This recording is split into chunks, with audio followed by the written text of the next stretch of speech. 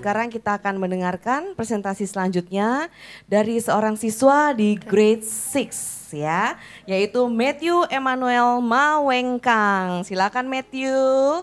Nah, Matthew ini akan membawakan SDG number 13 yaitu tentang climate action dengan target strengthen resiliency and adaptive capacity to climate related hazard and natural disaster. Silahkan waktu dan tempat dipersilahkan buat Matthew.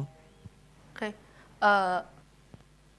Good morning, ladies and gentlemen. My name is Matthew and I'm 12 years old. Today I'd like to share about my idea to reduce death toll in SDG goal. Strengthen resilience and adaptive capacity to climate-related hazards and natural disasters in all countries.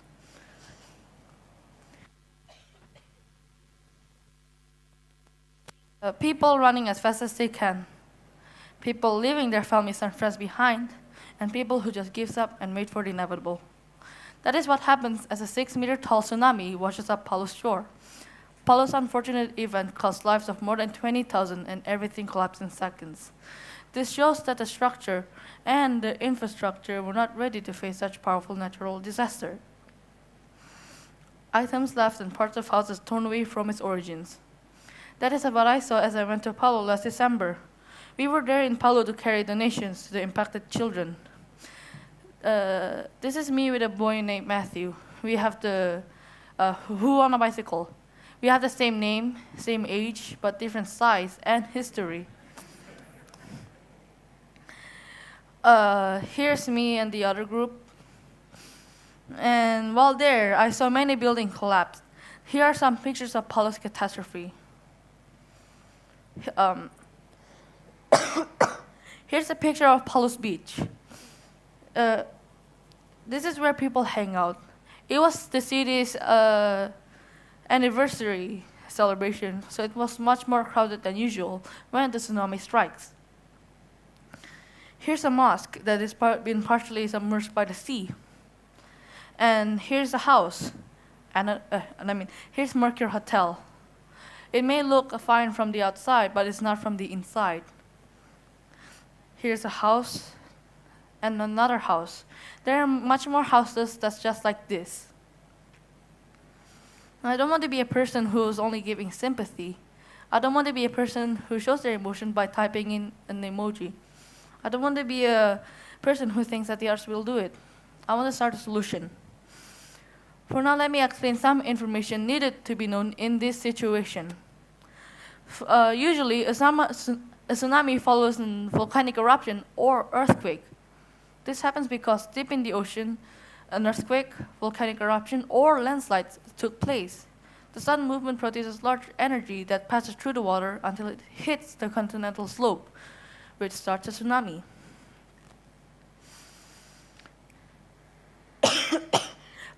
Indonesia is a place where natural disasters are seen as common, for it is inside the ring of fire.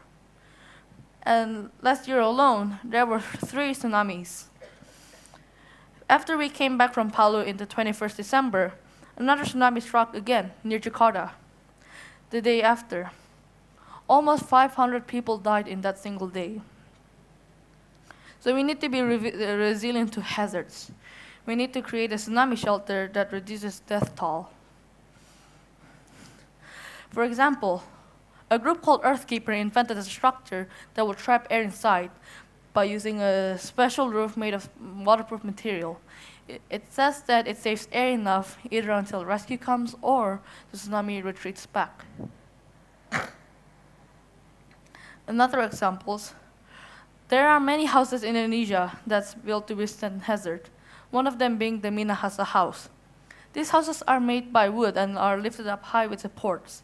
If they were made by concrete, they'd be resilient to events like tsunamis. Based on these references, I designed a building of my own that's resistant to tsunami. Idea 1, cylindrical houses. The house, just like its name, has a cylindrical shape. When a body of water hits the shelter, it just, that's the wrong script. Okay, the reason why square buildings get pushed back is because the water pushes it, and lots of things happen behind, like pulling and twisting. And if it's round, it will reduce the push and pull. Second idea, have you ever seen a boat or ship design? You could see that it has pointy end, and it can easily run through water. When a body of water hits the building, like this one, it will just flow past it. It's because they have like an aerodynamic shape. This can be used as a temporary shelter. When between the earthquake and the tsunami, there's a short amount of time, like 15 minutes to 20 minutes. Each shelter should be placed 1,000 meters apart of each other. So assuming an injured person walks 2 kilometers per hour, in 15 minutes or less, they could reach the nearest shelter. People will be warned by a tsunami early warning system, or TIGEWS. Now for the conclusion. Indonesia should really find a solution for this problem.